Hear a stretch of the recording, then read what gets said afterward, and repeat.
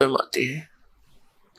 जब हम यहाँ दुखी देखे उस परमात्मा, क्योंकि जिसके बच्चे बेटा बेटी दुखी हो जाते हैं वो माता पिता चैन से नहीं रह सकते। पार ना बसावे वो अलग बात है, लेकिन रो तो सकते ही हैं। तो इसी प्रकार वो पिता हमारे लिए रो रहा है कि ये कहां फंस गए जाके इस नकली के। ये भगवान है, हाहाकार मचा हुआ है। एक वर्ष वर्षा ना कर परम पिता, या मर जा सारे तड़प के। तो पुण्यात्माओं, ऐसे लोक में हम रह रहे हैं और निश्चिंत, क्योंकि हमें पता नहीं कि कोई और स्थान भी है जहां हम जा सकते हैं और वहां जाने की विधि कौन सी है। तो जब तक हम ये ज्ञान प्राप्त नहीं करेंगे कि कौन भगवान है, कहां से हम आए हैं, या क्यों मर और जन्म रहे हैं, एक सेकंड का कोई किसी को विश्वास नहीं। क्या बिजली गिर जा किसी ऐसे बसे बसाए घर पे और बाकी के अपने आप को सुरक्षित समझते हैं। तो बाकी जो शेष सुरक्षित समझते हैं उन्होंने अपना क्या प्रोटेक्शन कर रखा है जो उन्होंने नहीं कर रखा था। तो वो प्रोटेक्शन भी दास बताएगा आपको कि कौन सा प्रोटेक्शन करने से आप पर ये घटनाएं नहीं घटेंगी। लेकिन यहां रह जाना भी मूर्खता ही होगी। फिर अब वो समय आ गया है कि हम उस लोक को जा सकते हैं जहां से हम बिछड़े हुए हैं, जहां हमें सब सुविधाएं उपलब्ध हैं। और वो लोक है सनातन परम धाम, यानी सतलोक, सचखंड। वहां जाकर के हम सुखी हो सकते हैं। तो जो प्रसंग चला है कि हम अलग अलग बना दिए इस काल ने, ये अब कलयुग में ही क्यों बनाए? पिछला इतिहास देख लो, कोई अलग मजहब था ही नहीं। जब परमात्मा को पता लग गया कि ये घने दुखी हो गए मेरे बच्चे, अब वो यहां इसलिए आना पड़ा क्योंकि यहां काल भगवान ने अपने तीनों पुत्रों रजगुण ब्रह्मा, सतगुण विष्णु, तमगुण शिव जी के अंदर एक एक गुण बना के युक्त कर दिए। जैसे मिर्च होती है, मिर्च उस गुण युक्त है, और जब मिर्च का छौंक लगता है रसोई में, किचन में, तो वहां से उसकी निर्गुण यानी निराकार इफेक्ट दूसरे कक्षों में भी होता है, दूसरे कमरों में बैठे हुए सदस्यों को भी होता है, और छींकें आनी शुरू हो जाती हैं। ना चाहते हुए भी, रोकने से भी नहीं रुकती, वो छींकें अपने आप आनी शुरू हो जाती है। इसी प्रकार इस काल भगवान ने अपने तीनों पुत्रों को एक एक गुण युक्त बना दिया। इनकी अलग से राजधानी ऊपर बना रखी है इस ब्रह्मांड में। वहां ये रहते हैं, लेकिन वहां से इनकी जो तरंग है वो हमें यहां आकर प्रभावित रखती है। तो जिस कारण से हम परमात्मा को भूल गए। बच्चा जब तक गर्भ में रहता है वहां इसके ऊपर तीन गुणों का प्रभाव नहीं रहता, और जो ये मां के शरीर से, पेट से बाहर आता है, आते ये तीनों गुण ऑटोमेटिकली प्रभाव कर देते हैं, अचेत हो जाता है। इसको नए सिरे से समझाया जाता है, तू कौन है, ये तेरा पिता कौन है, तेरी माँ कौन है, तेरा भाई कौन है। इस तरह की पढ़ाई पढ़ा के काम चलाओ इसको तैयार करते हैं। फिर परमेश्वर आते हैं स्वयं उस तत्व ज्ञान को प्रदान करने के लिए, और हमें ये बताने के लिए कि तुम यहाँ के वासी नहीं हो, तुम यहाँ काल के भयंकर लोक में रह रहे हो। तो पुण्यात्माओं, ये ज्ञान परमात्मा सतयुग से ही बताना शुरू करते हैं, लेकिन सतयुग त्रेता द्वापर में हम परमात्मा के इस ज्ञान की तरफ ध्यान नहीं देते। कारण क्या है? तो वो कारण बाद में बताएंगे, पहले हम जिस प्रसंग पर चले हैं इसको दोबारा लेते हैं। तो परमात्मा ने देखा कि मेरे बच्चे बहुत बुरी तरह दुखी हो रहे हैं। यहां रजगुण के प्रभाव से हम श्री ब्रह्मा जी, रजोगुण के कारण हम संतानों उत्पत्ति करते हैं, विवश है, जीव के बस की बात नहीं, चाहे कितनी बात बनावे। इसके आगे खुद शंकर भगवान भी फेल हो गए, जो भगवान की संज्ञा में हम लिया करते थे। ये बाई फोर्स सब क्रियाएं हमसे करवा रहा है। फिर एक दूसरे में मोह ममता भाई बहन, पति पत्नी में, माता पिता के अंदर, संपत्ति में, ये मोह जो उत्पन्न होता है, ये एक ऐसा अनविजिबल रोप है, ये अदृश्य रस्से बांध रखे हमारे, ये जीव के बस का नहीं से दूर हो जावे। इसको सतीथी बोलते हैं। और तमोगुण से आप परिचित हो, जरा सी बात पर झगड़ा हो जा, लट्ठम लट्ठा गोली चल जा, ना जाने कितने आदमी मर जा। और ये संहार करने में की सेवा इसको दे ही रखी अपने पुत्र को, काल भगवान ने शिव को, तमोगुण शिव को। तो पुण्यात्मा परमात्मा जब वहां आए, उन्होंने देखा कि मेरे बच्चे बहुत बुरा हाल हो रहा है। और ऊपर से इसने क्या बना रखा है कि इसको एक श्राप लगा हुआ है। किसको? ब्रह्म को। इसने सतलोक में एक गलती की थी। इस दुर्गा को, जिसको देवी कहते हैं, आदि माया भी कहते हैं, इसने बदतमीजी की थी इसके साथ। और इसने, दुर्गा ने काल भगवान के पेट में ये चली गई थी सूक्ष्म रूप बना के। इसने इसके साथ बदतमीजी की थी, इसके साथ बलात्कार करने की कुचेष्टा की थी। और बार बार समझाने से भी नहीं माना था। तो अपनी इज्जत की रक्षा के लिए देवी ने इसके पेट में शरण ली थी और वहां से फिर पुकार की थी। एक लंबी कहानी है, सृष्टि रचना में बताएंगे, लेकिन हम आज का सत्संग उद्देश्य कुछ और है, इसलिए इसको लंबी कथा ना बनाएंगे। तो वहां इसको श्राप लग गया था। परमात्मा ने उस दुर्गा को इसके पेट से निकाला था और फिर इसने उसको अपनी पत्नी के रूप में स्वीकार किया था। उससे यहाँ ये सब काल की व्यवस्था प्रारंभ हुई। 3 पुत्र उत्पन्न हुए सबसे पहले। इन दोनों के संयोग से, दुर्गा और इस ब्रह्म, काल रूपी ब्रह्म से, रजगुण युक्त ब्रह्मा, सतगुण युक्त विष्णु, तमगुण युक्त शिव। जब हम यहाँ पर दुखी बहुत हो गए, हाहाकार मच गई, इसको एक श्राप लगा हुआ है कि 1 लाख मानव शरीरधारी प्राणियों को नित आहार करेगा और 1.25 लाख की उत्पत्ति प्रतिदिन करेगा। जिस कारण से इसने हम सबको मानव शरीर दिया है अपने खाने के लिए। हमसे संतानों उत्पत्ति करवाता है बाई फोर्स और फिर स्वयं खाता है। और इसकी व्यवस्था इसके 3 पुत्र कर रहे हैं। इन ब्रह्मा विष्णु महेश जी को भी ये मालूम नहीं ये हो क्या रहा है। यदि इनको ये विश्वास हो जाए कि तुम्हारे कारण ये सब कुछ ये हो रहा है तो ये भी सरेंडर कर देंगे, लेकिन इनको विश्वास नहीं हो पा रहा। परमात्मा ने आकर भी इनको समझाने की चेष्टा की थी, पर काल के दबाव से इन्होंने स्वीकार नहीं किया था।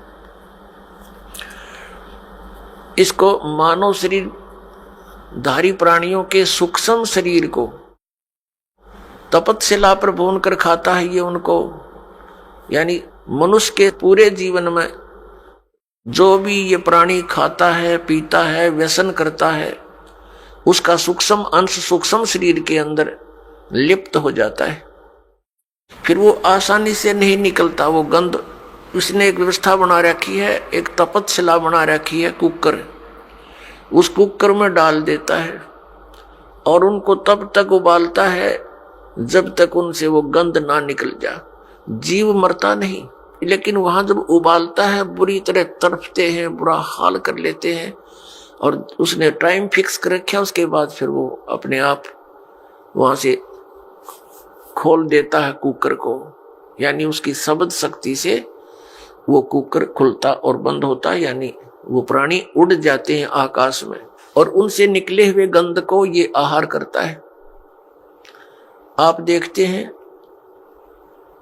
किसी भी समाज यानी धर्म को देखिएगा, मनुष्य का जो आहार है वो कितना उत्तम दे रखा है। यहाँ पर गेहूं है, चावल है, घी है, शक्कर है, बूरा है, दूध है, दही है, काजू, किस्मत, सेब, संतरे, मेवा है, फल है, कितने सुंदर।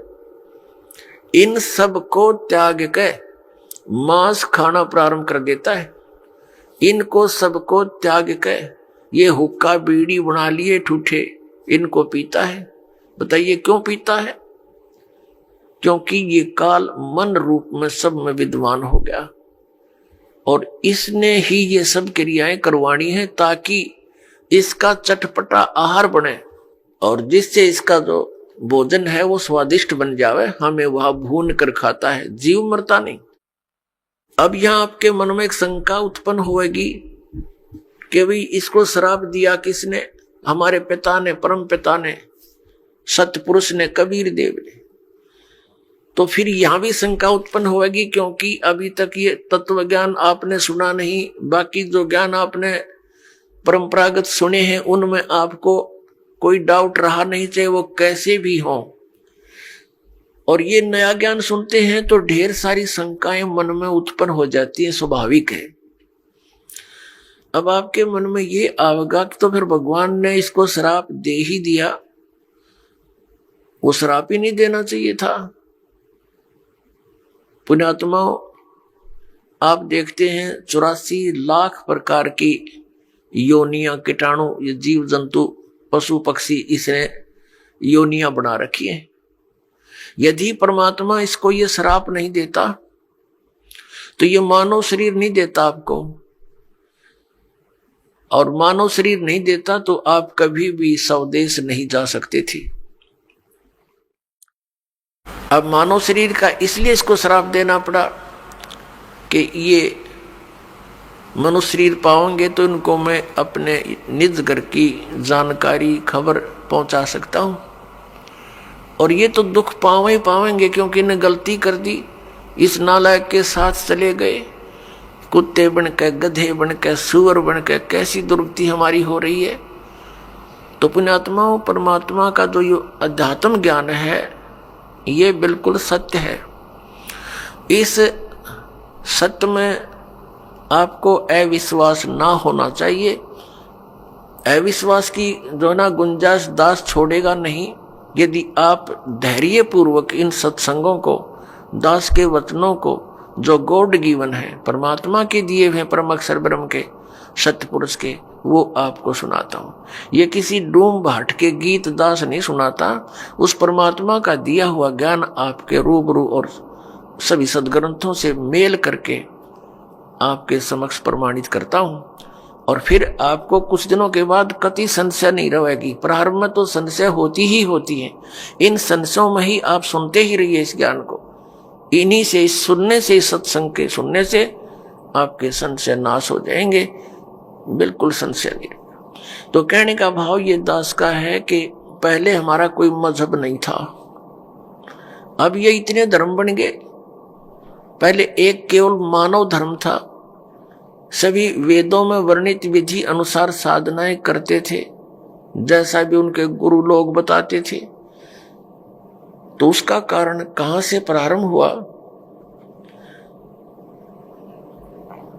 जब हम यहां महादुखी हुए, किसी का पुत्र मर रहा है, किसी की पुत्री विधवा हो गई है, किसी के माता पिता दोनों ही मर जाते हैं 10-10 वर्ष, 12 वर्ष के बच्चों को छोड़कर, और किसी माता पिता के सामने ही पूरा परिवार नाश को प्राप्त हो जाता है।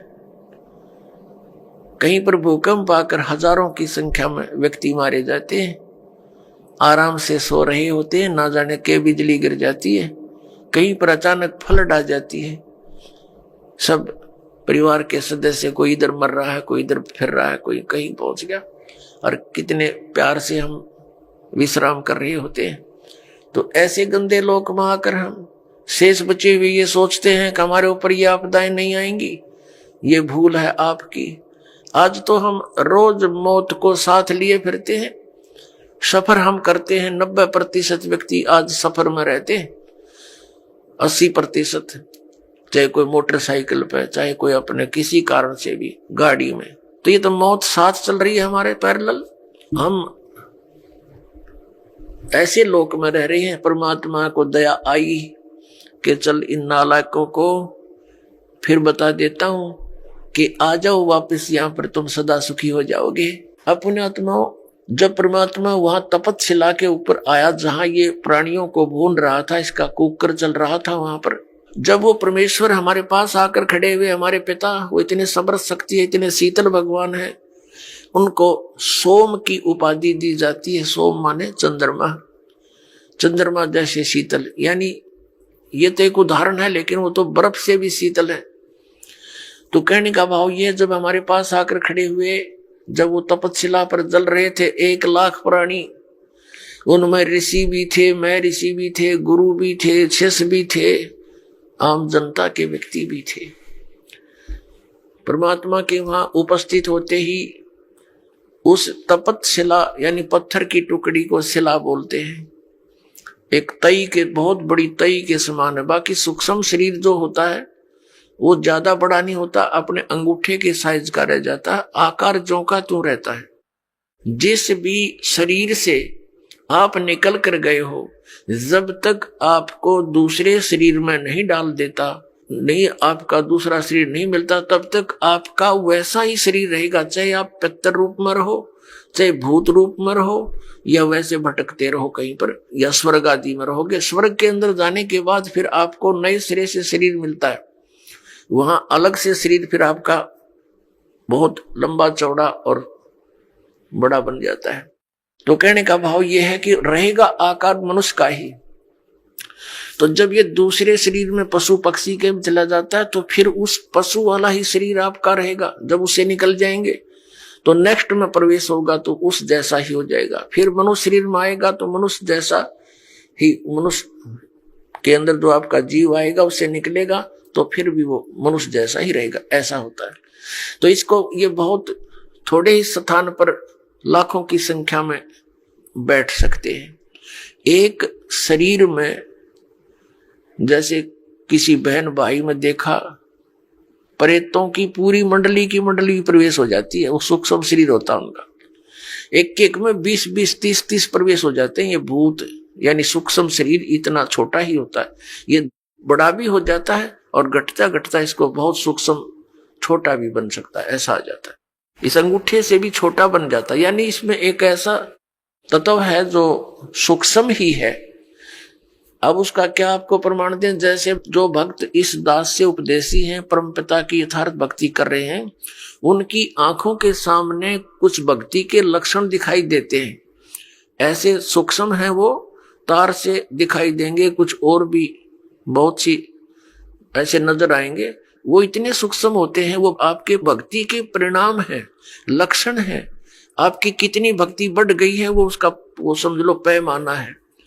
और वो इतना सूक्ष्म है कि आप जैसे बस में बैठे हो या गाड़ी में बैठे हो अपनी कार में, और शीशा बंद हो, उस ग्लास से देख रहे हो तो शीशे के बाहर भी दिखेगा आपको, यानी शीशे को भी पार कर जाता है। और अंदर देखोगे तो यहाँ निकट से निकट भी बहुत छोटा भी हो जाता है। तो इस टाइप का सूक्ष्म शरीर होता है जो यहाँ की दूरबीन सूक्ष्मदर्शी या फोटो कैमरे में नहीं आ सकता। वो सूक्ष्म ऐसा होता है शरीर। तो पुण्यात्माओं, कई भक्त, कई बहन भाई चिंतित हो जाते हैं। दास बहुत बार समझाने की चेष्टा करता है, ध्यान रखा करो, एक दूसरे को बता भी दिया करो। अगर कोई इस शंका में हो कि मेरी आंखों के सामने पता नहीं क्या दिखता है, डॉक्टर के पास गया, डॉक्टर कहने लगे ऑपरेशन करवा ले, और डॉक्टरों के पास क्या है, ऑपरेशन करवा ले, वह धुंधला दिखे। धुंधला नहीं दिखता वो हम देखेंगे ऐसे जैसे कोई मच्छर सा घूम रहा है, कोई मक्खी घूम रही है, ऐसे काले काले से, कुछ और तरह के भी। वो तो जैसी जिसकी भक्ति बढ़ती चली जाएगी, वो आपकी भक्ति का पैमाना जैसा अंजन आंजिए चश्मों में दिखंत, जैसी भक्ति करेगा तेरी आंखों के सामने आपको अपनी भक्ति की कमाई दिखने लग जाएगी। ये आपका एक वो होगा, भक्ति का पैमाना होगा। आपका बैंक बैलेंस समझ लो, आप देख रहे हो सामने, तो वो घबरा जाते हैं, हमारे पास भी प्रार्थना करते हैं, जी ऐसा पता नहीं आंखों में क्या हो गया, मुझे तो चिंता बनी हुई है। ऐसे देखते हैं पता नहीं क्या दिखाई देता है, सोचते हैं ना देखूं फिर भी दिख जाता है। फिर उनको समझाते हैं कि ये आपकी भक्ति की कमाई दिखाई दे रही है, ये नहीं है तो आपका माइनस आपकी भक्ति, फिर भक्ति चली नहीं आपकी। इससे आपकी भक्ति संग्रह होगा, वो धन वो दिखाई दे रहा आपको, बाहर है वो, अंदर दिखता है उसका रिफ्लेक्शन बाहर आपको। तो संतुष्ट होते हैं। तो पुण्यात्माओं, ये वो भक्ति है कि आपको आपके समक्ष दिखाई दे रही होती है तो घबराना नहीं होता। तो प्रसंग ये आता है कि वहां तपतशिला के ऊपर फिर वो उनको भून रहे थे, परमात्मा आकर खड़े हो गए। वो तपतशिला तो ज्यों की तो गर्म है, बहुत ज्यादा उसका जो है टेम्परेचर है, तापमान है, लेकिन परमात्मा के वहां पहुंचते ही वो उसकी जो आंच है, उसकी आंच जो है उन तपतशिला पर पड़े हुए गिरे हुए उन प्राणियों को प्रभावित नहीं कर रही थी। तो जैसे आपके सिर में दर्द हो तेज, तो आपका बोलने भी दिल ना करे, चाहे कितना प्यारा व्यक्ति बैठा हो, और जब वो दर्द ठीक हो जाए खूब बदलाव घंटों तक, तो ऐसे उनकी वो पीड़ा खत्म होगी तो सब बैठ गए ऐसे। और देखा, उन्हें सोचा भगवान आ गया, और कहा हे भगवान।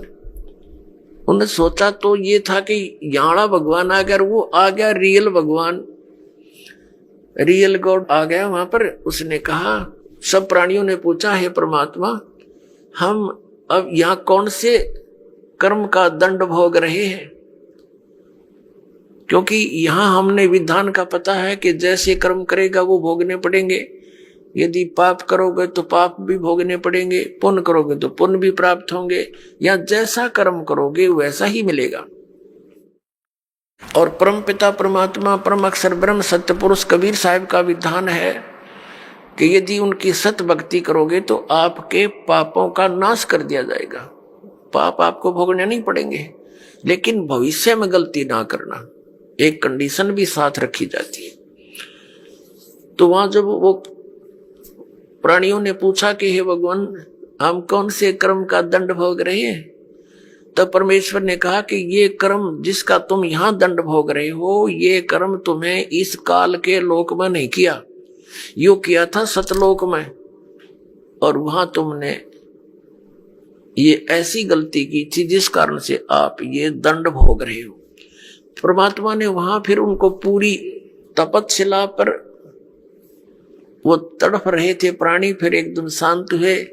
उनको परमेश्वर ने पूरी सृष्टि रचना सुनाई और कहा कि तुम सभी सतलोक में रहा करते थे, वहां कोई कष्ट नहीं था, वहां जन्म और मृत्यु नहीं थी, तुम्हारा परिवार था वहां पर, अलग अलग आपके भिन्न भिन्न वहां पर मकान हैं, आपके वो खाली पड़े हैं।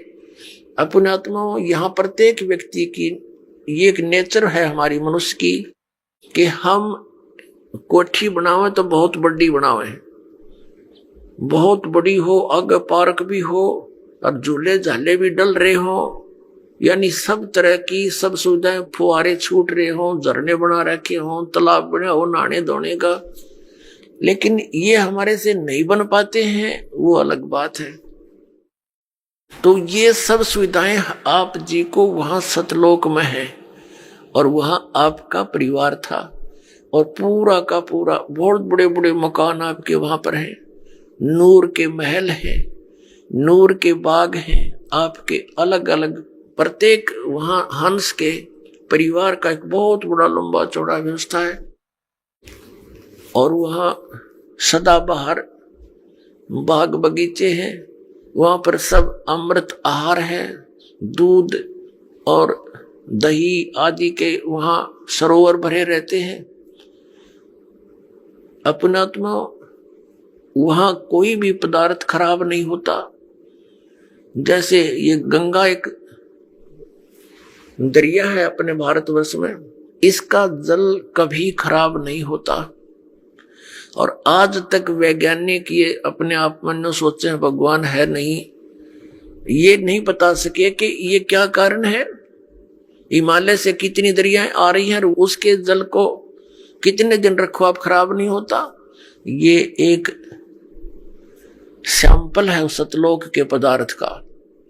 ये सतलोक से आई है ये गंगा, और सतलोक से आई है ये निरंजन काल के लोक में, फिर आई है ब्रह्मांड में, जहां ये काल का एक टॉप, ब्रह्मांड के शिखर में टॉप में इसका अलग से एक गुप्त स्थान है। ये पहले वहां आकर गिरी, वहां इसने इसका बहुत बड़ा सरोवर था, वो 6 महीने में भरा, वहां से फिर आई विष्णु के लोक में, वहां का सरोवर भरा। उसके बाद फिर आई है शिव के लोक में। यहाँ जो इस काल का पुत्र है शिव, उस शिव के लोक का भी एक जटा कुंडली डैम है, एक बहुत बड़ा सरोवर है। वो 6 महीने में फुल हुआ वो भी।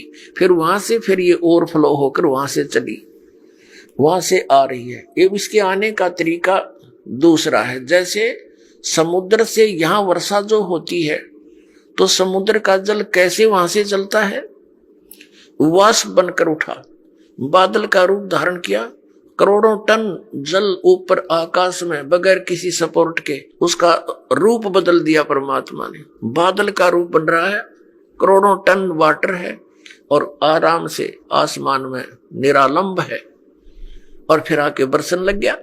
तो ऐसे ही ये वहां से सूक्ष्म रूप से गंगा वहां से शिव के लोक से गिरती है, वाष्प रूप धारण करती है।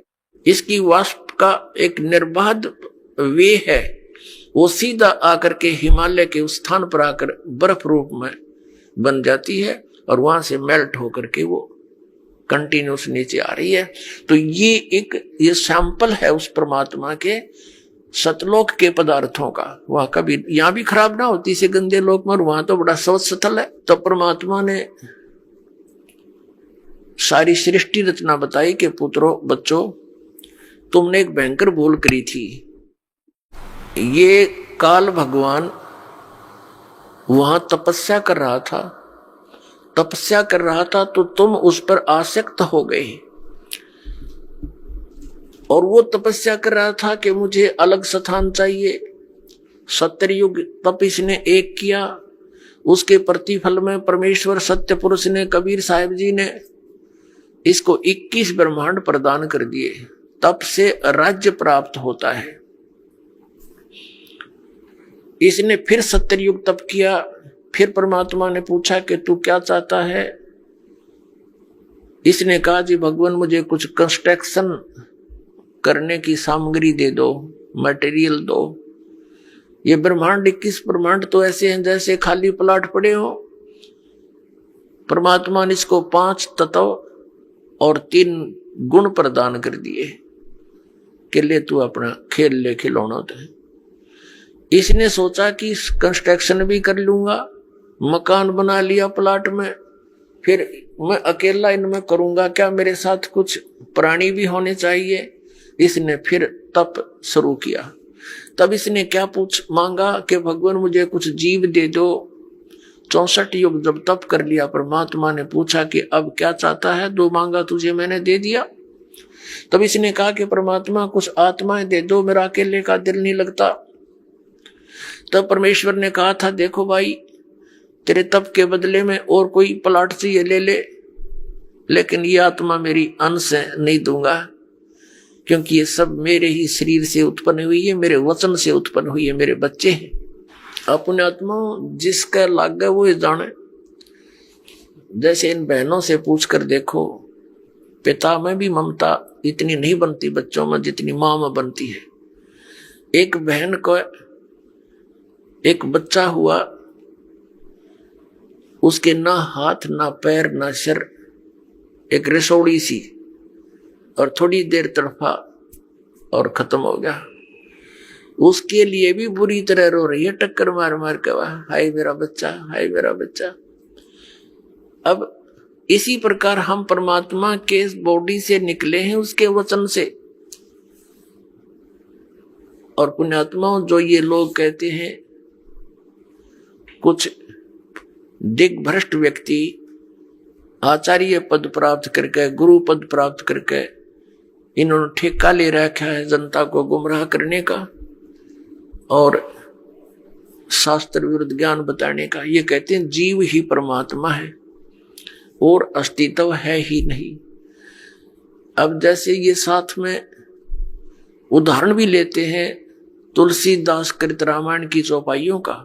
गोस्वामी तुलसीदास जी ने भी कहा है कि ईश्वर अंश जीव अविनाशी। ईश्वर का अंश है ये जीव, लेकिन ये है अविनाशी। अब अविनाशी की रचना अविनाशी ही होती है, तो परमात्मा का अंश है ये जीव, उसने अपने वचन से सभी आत्माओं को रचा था। तो कितनी ममता उस परमात्मा की आपके अंदर। आप तो समझ नहीं सकते इस बात को, क्योंकि आपने यो ज्ञान कदे सुना है नहीं। यदि सतलोक और सचखंड की महिमा सुनाने वाले ये नकली पंथ थे, ये राधा स्वामी और ये सच्चा सौदा वाले और ये जय गुरुदेव वाले और ये निरंकारी जनोद वाले, ये सारे नकली थे। न कख नहीं पता सतलोक और सचखंड का। ये काल प्रेरणा से काल ने पहले भेज दिए थे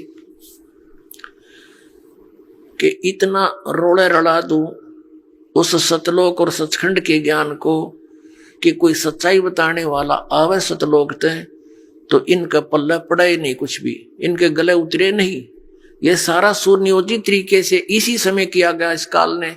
ये दास ये इसका कंसेप्ट क्लियर करना चाहता है कि ये अब ये सारा अड़ंगा के ऊपर अड़ा दिया। कैसे अड़ गया? ये इतने पंथ बन गए और इतने श्रद्धालु उनके चिपक गए, कोई ज्ञान ना ध्यान उनका, क्योंकि ये काल प्रेरणा से और काल के प्रभाव से। मन काल है सबके अंदर और ये काल मन के रिपोर्ट से चलता है। ये मन काल के रिमोट से, और तो ये सब फटाफट वहां भेज दिए। वह धक्के मारन ये हंगे जावा उड़े और हम यहाँ पलका बिछाए बैठे हैं, सारी सुविधाएं देते हैं, यहाँ नौकर ना वहां के दे रहा है। वहां से भर ली जोड़ी तुमने।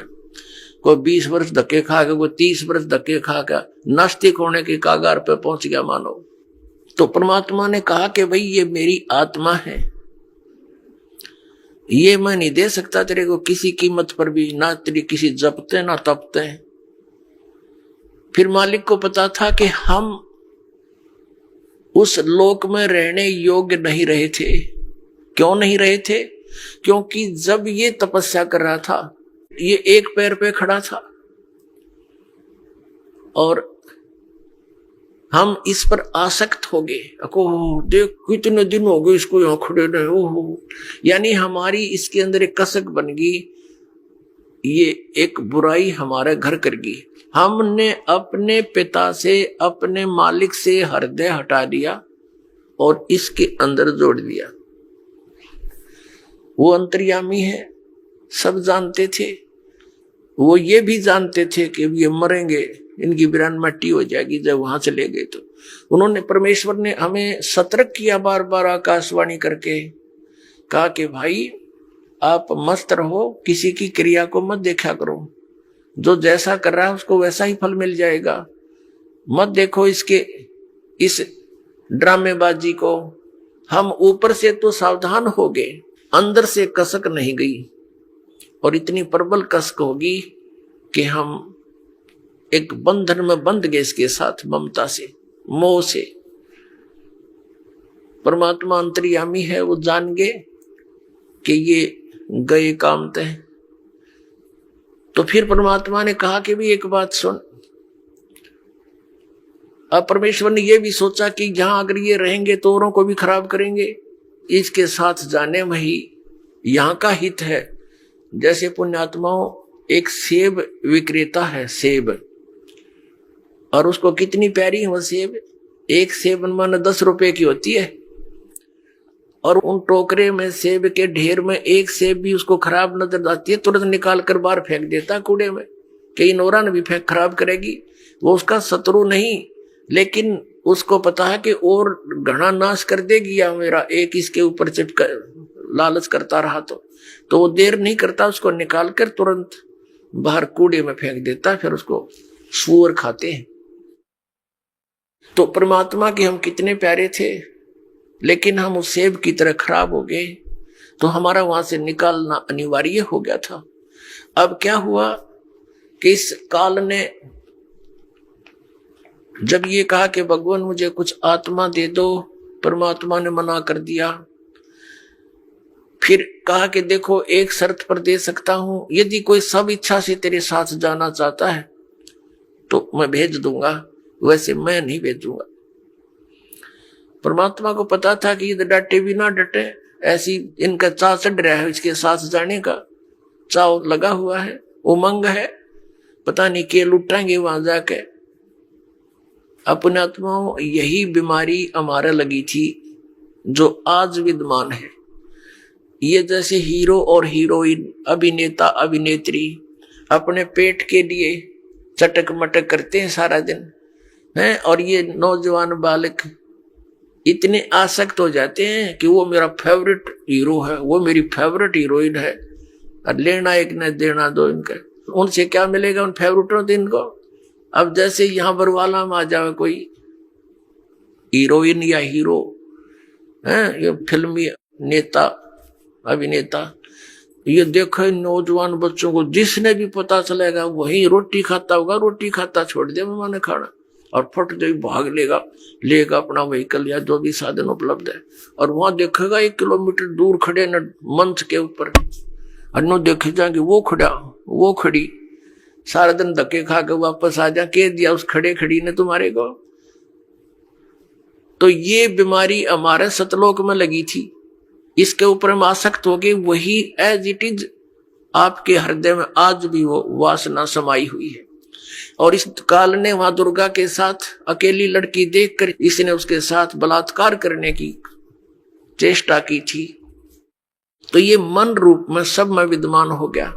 और यही दशा आज सभी प्राणियों की हो रही है कि 90% तो अवश्य से प्रभावित होते हैं। कुछ पुण्य आत्माएं हैं वो अपना बहुत विचार करके अपने मन को रोक लेते हैं, वो अलग बात है। तो कहने का भाव यह कि जो ये बुराइयां हमारे घर की इस काल के कारण, और जो वो ड्रामा हमने देखा उसके कारण हम इतने आसक्त हो गए अपने आत्माओं। जब काल को कहा भगवान ने कि भी जा तू इनसे पूछ ले, जो तेरे साथ जाना चाहते हैं सब इच्छा से मैं भेज दूंगा। ये सृष्टि रचना सुना रहे परमात्मा दास, सिर्फ एक सिंपल सी सुना रहा। आज का जो विषय है कि ये मजहब क्यों बन गए और ये नकली पंथ क्यों चल गए, ये पहले ना चले, इस विषय को, इस कंसेप्ट को क्लियर करने के लिए अभी तो भूमिका बनाई जा रही है। ये सृष्टि रचना दास कंप्लीट नहीं सुना पा रहा है क्योंकि समय के अभाव से। तो अब बात यह है कि वो ये जो काल भगवान है, ब्रह्म सरपुरुष, ये हमारे पास आया और कहा कि पिताजी से मैंने तपस्या करके ऐसे ऐसे 21 ब्रह्मांड लिए हैं और 5 तत्व और 3 गुण प्राप्त कर लिए हैं, इनके द्वारा वहां ऐसे बनाऊंगा, वैसे बनाऊंगा, स्वतंत्र रहा करेंगे वहां पर। हम तो पहले ही तैयारी थे, हमने सबने कहा कि देखो हम आपके साथ चलने को तैयार हैं, लेकिन पिताजी की आज्ञा मिल जाए तो चल सकते हैं। तो उसने आकर के परमात्मा से बताया कि हे प्रभु, कुछ आत्माएं मेरे साथ जाने को तैयार हैं, आपकी आज्ञा चाहते हैं। परमेश्वर कहने लगा मेरे साथ चल, मेरे सामने हाँ भरवा दे, मेरे सामने उनकी सहमति करवा दे, तब मैं भेजूंगा। परमात्मा और ये काल, ये ब्रह्म सरपुरुष, ये वहां आया। परमेश्वर ने पूछा भी जो भी इसके साथ जाना चाहते हैं हाथ खड़ा करो, स्वीकृति दो अपनी। अब परमात्मा के सामने सब लज्जित हो गए कि अपने मालिक के सामने कैसे कहें हम इसके साथ जाएंगे। नीचे गर्दन कर ली, सन्नाटा सा छा गया। तो परमेश्वर ने कहा कि देख भाई, तू तो कह रहा था तेरे साथ कुछ जाने को तैयार है, कोई बोल नहीं रहा, क्या तू झूठ बोल रहा था? तो उसी समय एक आत्मा खड़ी हुई और उसने खड़ा होकर कहा कि पिताजी मैं जाना चाहता हूं इसके साथ। अब उसके खड़ा होते फिर हमने सोचा कहीं ये अकेला लूट ले सारा कुछ, हम रह गए पीछे। तो हमने भी दोनों हाथ खड़े कर दिए, हम भी। जैसे क्लास में बच्चे होते हैं ना, एक टीचर प्रश्न पूछता है तो डरता डरता पहले 1-2 हाथ खड़ा करा कर, फिर सोचे कदे हमने पिटाई हो जा, हम भी करते। किसी ने कुछ नहीं आता वो भी हाथ खड़ा कर दिया कर। तो ऐसी दशा होगी हमारी। परमेश्वर ने कहा भी ठीक है, जो भी तेरे साथ जाने की इच्छा रखते हैं इन सब के नंबर मेरे पास हैं, आप जाओ अपने ब्रह्मांड में। ये 21 ब्रह्मांड पहले सतलोक के अंदर ही थे। जैसे दिल्ली के प्रधानमंत्री जी अपने पुत्र को कोई प्लाट दे दे बाहरी दिल्ली गांव में, यानी हरियाणा या इधर राजस्थान के बॉर्डर पे, ऐसे ये प्लाट वहां दे दिए थे इसको 21 ब्रह्मांड। ये वहां घूम रहे थे खाली। तब परमात्मा ने कहा ठीक है भाई तू जा अपने प्लाटों में, मैं भेजूंगा इनको, अपने हिसाब से भेजूंगा, ऐसे नहीं, मेरा विधि अलग होगी तेरे साथ भेजने। तो उन सभी आत्माओं को जो वहां पर नर आकार थे, सूक्ष्म बीज रूप बना दिया। परमात्मा जो चाहे सो कर ही। पुण्यात्माओं, अभी तक हम खासकर इस कलयुग के इस थोड़े से दौर में भगवान के अध्यात्म मार्ग से कोसों दूर हो चुके हैं। यदि कोई भगवान की लीला सुनाता है, हमें अटपटी सी लगती है, हम उसको स्वीकार करने को तैयार नहीं होते। हमारे स्वीकार ना करने से भगवान की महिमा या वो लीलाएं झूठी नहीं हो सकती। जैसे जब हम छोटे छोटे थे उस समय क्या देखा करते थे, ऐसे तगड़े तगड़े बूढ़े बुजुर्ग, और उनके विषय में बताया करते थे ये 5 मन 40 किलो का 1 मन होता है, यानी 200 किलोग्राम वजन को सिर पे रखकर, और लकड़ी की सीढ़ियां, खड़ी सीढ़ियां होती थी, खड़ी लकड़ की, एक तो पौड़ी होती है ऐसे, तो वो खड़ी पौड़ी होती थी, और छत पर मिट्टी डालते होते थे, कच्ची मिट्टी छत देते थे नए मकान। कहते हैं ये 200 किलो वजन को, उसके बड़े बड़े टोकरे होते थे, झाले बोला करते उनको, उसको भरकर इसके सिर पर रख देते थे इनका, और ये ऊपर चढ़कर और वहां डाल आते थे। अब ये बात और 100 साल के बाद अगर कोई कहेगा ना, उसने मूर्ख बताया करेंगे, राम नाखों देख रखे, क्योंकि और 100 साल में तो देख लो इब कोई 10-50 किलो वजन ठानी आदमी नहीं रह रहा, और आने वाले 100 साल में तो इतनी प्योद रह जाएगी, और 10-12 किलो ठानिया व्यक्ति नहीं पाओगा, ऐसी स्थिति आ जाएगी इस प्राणी की। इतना घट गया हमारे सतर, प्रदूषण के कारण शरीर की शक्ति लॉस होती जा रही है। और इससे और पीछे जाए तो और तगड़े तगड़े व्यक्ति थे, भीमर की कथा सब सुने तो कोना सिर गले उतरती, और वो सच्ची थी सारी। ये तो ही एक बल के आधार से, एक आध्यात्मिक बल अलग होता है। अगस्त ऋषि जी ने 7 समुद्रों को एक ही घूंट में ऐसे चुलू उठाई थी और ऐसे पी लिया था, खाली हो गया था ये बिल्कुल। इसमें ये मगरमच्छ तड़पते दिखाई दे थे, और फिर प्रार्थना की गई, हे ऋषि जी ये तो सब बुरा हाल हो जाएगा, यहाँ का बैलेंस बिगड़ जाएगा, आप भी नहीं रहोगे क्योंकि पृथ्वी पर वर्षा का अभाव हो जाएगा, सब प्राणी मर जाएंगे। तो फिर उसने कहते उल्टा ही कुरला कर दिया, ये पूरे मर गए। तो ये कोई बड़ी बात नहीं है, और आप इस पे भी नहीं विश्वास कर पाओगे तो अध्यात्म मार्ग में नहीं चल सकते। इन कलियुगी ऋषि, नकली गुरुओं ने, महर्षियों ने जो हमें भगवान की इन कथाओं से दूर कर दिया कि ये झूठी है, ऐसा नहीं हो सकता, द्रौपदी की साड़ी नहीं बढ़ सकती, ये इस तरह की बकवाद गढ़ दी, जबकि ये सारी सच्चाई है। परमात्मा जो चाहे वैसा कर दे, उसके एक वचन में सारे ब्रह्मांड उत्पन्न हो गए, तो वो क्या नहीं कर सकता। तो अध्यात्म मार्ग में पुण्यात्माओं अविश्वास नहीं चलता, और पहले हमारे पूर्वजों को अविश्वास नहीं था, और उस अविश्वास का और ब्लाइंड फेथ था उनका भगवान में और उन गुरुओं में, तो उन्होंने दुरुपयोग किया। नकली ऋषि, महर्षि, गुरुओं ने, ये वर्तमान के कलयुग क्या ने, कि उनके ब्लाइंड फेथ को, कि जो गुरुजी बोल रहे हैं वो सारी सच्ची होती हैं, हमने ब्लाइंड फेथ किया, और जो मार्ग उन्होंने बता दिया हमने ये सोचकर ग्रहण किया कि ये हमारे सदग्रंथों से ही पढ़कर सुनकर वहीं से इन्होंने ज्ञान दिया। तो इन्होंने सब मिसगाइड कर दिया, वो सब दंत कथा सुना दी, और भक्ति विधि शास्त्र अनुकूल ना रहने से हमें प्रभु परमात्मा से मिलने वाली सहायता बंद होगी। तो अब हम ये सोचते हैं कि ऐसा कभी हो ही नहीं रहा, हम सब कुछ कर रहे हैं। अब आप इस मार्ग पर लगोगे, जो दास आपको मंत्र देगा, आप सत भक्ति करोगे सच्ची नियत, फिर देखना आपके क्या होगा, फिर आपको विश्वास होने लग जाएगा कि परमात्मा सब कुछ कर सकता है।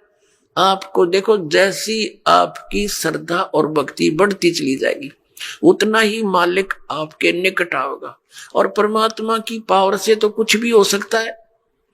अब जैसे एक जैक होता है, जैक, इतना को सब सारा लोहे का जुगाड़ सा, जिसने उसके फंक्शन का ना पता हो और कोई ये कहे कि ये जैक 250-300 क्विंटल यानी 3-4 टन के ट्रक को इंक्लूडिंग उसके वजन, उसके वेट के, और वो इतना ऊंचा उठा दे 1 फुट, तो कैसे दच्चा, किसी व्यक्ति का दच्चा या जिसने उसका फंक्शन का ना पता हो, और उसने लगा के देखो 2-4 पे घुमा दे, इतना ऊंचा उठा दे, सारे के सारे ने जो बजरी का भरा हो सारा वो ट्रक, और ऊपर उठा दे वो। तो ऐसे परमात्मा की वो वर्ड पावर है, यानी उसकी शब्द शक्ति है, वो सारे ब्रह्मांडों को उठा के छोड़ दिया और उस शब्द शक्ति से चल रहे हैं, घूम रहे हैं, अपनी अपनी क्रिया कर रहे हैं। वो जैक है परमात्मा का, ये समझो। तो इस मार्ग में आप जी को अब पुनः ब्लाइंड फेथ करना पड़ेगा, लेकिन ब्लाइंड फेथ करने से पहले आपने इस मार्ग को जैसे दूध का जला हुआ फूंक मारता है लस्सी को, ऐसे ग्रहण करना। आंखें बंद करके ग्रहण नहीं करना, लेकिन इसको ग्रहण करके फिर आंखें बंद कर लेना। कहने का भाव यह है कि फिर अग्रम अग्रम ना करना, यू नाम लेने पीछे। इस दीक्षा लेने से पहले आप खूब ट्राई करो और खूब परीक्षण करो, सब जो दास बताता उसका प्रमाण देखो, और फिर आंखें बंद करके उपदेश ले लो, और फिर आंखें ही बंद रखना, यानी ब्लाइंड फेथ करना, पूर्ण विश्वास करना दास के एक एक शब्द पर, फिर आपकी भक्ति चलेगी।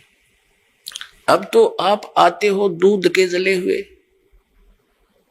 और फिर यहां फूंक मारते हो लस्सी को भी, कोई बात नहीं, कुछ दिन के अंदर आपको अपने आप डिफरेंशिएट का पता लग जाएगा। और खूब ट्राई करो पहले, फिर बाद में अगन बगन करोगे तो भगवान का लाभ मिलना बंद हो जाएगा। दीक्षा लेने के बाद यदि आप दास के वचनों में अविश्वास करते हो, आपका नाम नहीं रहेगा। कहे कबीर सुनो भी साधो, मैं तो हूं विश्वास में। अब उस परम पिता परमेश्वर परम पूज्य कबीर जी, जो एक जुलाहा जाति में, एक झोपड़ी में रहने वाला, एक धोती लंगोटी में रहने वाला, और उसको भगवान मानना बालकों का खेल है, लेकिन वो परमात्मा है और थे और रहेंगे, क्योंकि हम समझ नहीं सके। अब उसको कोई परमात्मा मान सकता है? जब दास ने प्रारंभ में कहना शुरू किया तो लोग मजाक किया करते थे कि देख यो भी दानक हो गया। अरे भले हुए क्यों, हम तो लेट हो गए, दानक कौन में, हमने तो पहले होना चाहिए था जब पता लग जाता था। कहने का भाव ये था कि दानक का अर्थ है कबीर पंथी, उस कबीर पंथ परमात्मा परमेश्वर के द्वारा दिए हुए वे ऑफ वर्शिप पे, उस रास्ते पर चलने वाले तो हमने पहले बन जाना चाहिए था। हमारे दादे परदादों ने बन जाना चाहिए था। वह भूत बने फिरे नकली संतों और पंथों, इन गुरुओं के शास्त्र विरुद्ध ज्ञान को सुन सुनकर अरीब उनके श्राद्ध निकलवावे, वह भूत बने फिरे आप खावे, क्योंकि तुम्हारे पिताजी स्वर्ग में दुखी हो रहे हैं। अरे स्वर्ग की तो हो गया जहां दुखी हो रहे हैं, नो का नरक में डलवा दिए उल्टी साधना करवा के, और फिर आप पेट भरे और श्राद्ध के तुम्हारे पिताजी खावे। वाह भाई वाह। तो कहने का भाव ये पुण्यात्माओं, शास्त्र विरुद्ध साधना करने से हम बहुत हानि उठा चुके हैं। उस दानक जुलाहे कबीर जी को और भगवान मानना, ये भी एक 8वां जुबा के 10वां जुबा समझ लियो, लेकिन वो भगवान है ही। हमारे ना मानने से उनकी वो प्रभुता समाप्त नहीं हो सकती, क्योंकि हम नहीं पहचान पा रहे लाल है ये, हमें विश्वास नहीं हो पा रहा, तो ये हमारी बाल बुद्धि का ही परिणाम है। लाल तो इतनी ही कीमत रखता है, वो लाल है, वो पूर्ण परमात्मा है, और वहां लीला करने के लिए सह शरीर आए थे, सह शरीर चले गए थे, और पूरा ज्ञान उन्होंने हमें बताया आकर के, जो दास आपको बता रहा। तो प्रसंग चल रहा है, हम उसी पर आते हैं। तो इसी प्रकार जब आप जी दीक्षा ले लेते हो, उसके बाद फिर दास जो वचन बोलता है और आपके मन में अविश्वास उत्पन्न होता है, तो आप कमजोरी में आ चुके हो, क्योंकि आप कितने दिनों से भक्ति कर रहे होगे, जब से जन्म हुआ। पवित्र हिंदू धर्म में तो शायद कोई ही व्यक्ति ऐसा होगा नास्तिक जो भगवान नहीं कहता हो या उसको नहीं मानता हो। वैसे तो मुसलमान धर्म में भी भगवान अल्लाह वो सभी मानते हैं, ईसाई धर्म में भी मानते हैं, हिंदू धर्म में भी मानते हैं।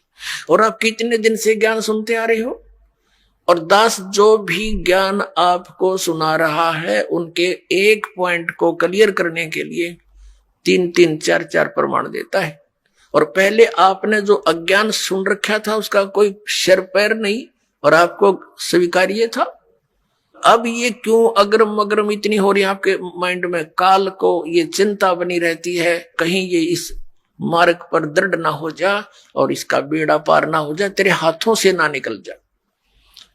तो पुण्यात्मा, उपदेश लेने से पहले दास ने बहुत सुविधा उपलब्ध कर रखी है। जिन दिनों में सत्संग होता सत्संग सुन करो। फिर परमात्मा ने दया बख्श रखी है एक पवित्र टीवी चैनल पर, उसने साधना के ऊपर शाम को 8 बजे सत्संग आता है, वहां सुनते रहो। कहने का भाव ये है कि आप जी पहले कति कंसेप्ट क्लियर करो, जब आओ यहां पर और नाम लेकर फिर जो सही दृढ़ होकर आते हैं उनको कुछ चंद ही दिनों में परमात्मा की वो चमत्कार शुरू हो जाएंगे। क्योंकि कनेक्शन ले लिया बिजली का, कनेक्शन लेते ही आपके पंखे चलेंगे, सब कुछ ठीक चलेगा। यदि कनेक्शन लूज हो गया, ना पंखा चलेगा ना कोई और सुविधा उस पावर से होगी, जो पावर सत्र का काम है तो पावर से ही होगा। तो इस प्रकार आपका अगर कनेक्शन लूज रह गया, यानी आपका नाम खंडित हो गया, तो मालिक की पावर आपके घर पर या आपकी बॉडी में काम नहीं करेगी। इसके लिए परमात्मा ने बताया है कि अनंत कोटि बाजी जहां अमन रचे सकल ब्रह्मांड ही, कहे कबीर मैं क्या करूं ये काल करे जीव खंड, कि मैं इतना समर्थ हूं। परमेश्वर कबीर जी कहते हैं अनंत कोट बाजी जहां मन रचे सकल ब्रह्मांड। और कबीर साहब कहते हैं, आदरणीय गरीबदास साहिब जी को कबीर साहब ने ये ज्ञान दिया था, ये वाणी गरीबदास साहिब जी की है कि कबीर साहब ये कहते हैं, गरीबदास जी उसका समर्थन कर रहे हैं कि कबीर साहब ये कहते हैं कि मैं क्या करूं, यो काल मेरे से जीवों को खंड कर लेता है, इनके नाम खंड करवा के फिर मेरी पावर वहां काम कर नहीं सकती, ये ऐसा कर देता है। तो आप इसे सावधान हो। दीक्षा लेने में देरी हो जावे कोई दिक्कत नहीं, लेकिन लेने के बाद फिर ये समझ लेना हमें भगवान मिल गया, और फिर गुरु जी को परमात्मा के तुल्य मानना पड़ेगा, तब आपकी प्रॉब्लम सोल्व होएगी। भले ही पुण्यात्मा गुरु भगवान नहीं है, ये दास क्योंकि मालिक आए थे वो तो भगवान थे ही, वो भी गुरु थे, हमने उनको भी भगवान नहीं माना, लेकिन इस दास को आपने भगवान मानकर ट्रीट करना पड़ेगा, तब आपको सफलता मिलेगी। जैसे गणित के अंदर एक प्रश्न आता है ब्याज का, ऋण का।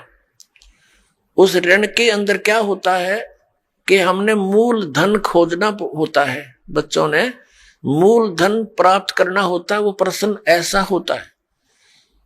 तो उसके अंदर मानना पड़ता है, मान लीजिए मूल धन 100 रुपये, वो मूल धन 100 रुपये होता नहीं, वो तो करोड़ों की संख्या में होता है।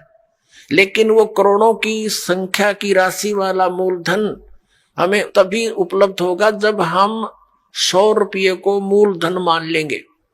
अब समझदार को संकेत बतेरा, भले ही ये दास भगवान नहीं है, लेकिन उस मूल धन को पाने के लिए, यानी मूल मालिक को पाने के लिए आपने गुरु जी को एज ए गॉड ट्रीट करना पड़ेगा।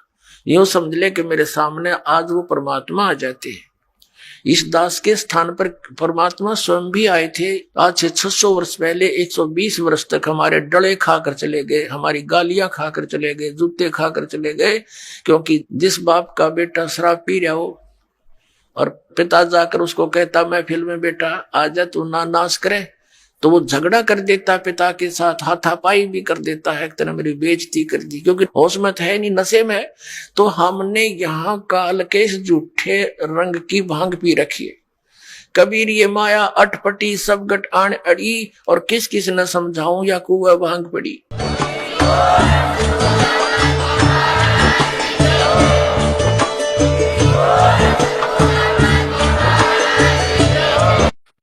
संत रामपाल जी महाराज जी से नाम दीक्षा लेने के लिए इन नंबरों पर कॉल करें। सत्य साहिब जी।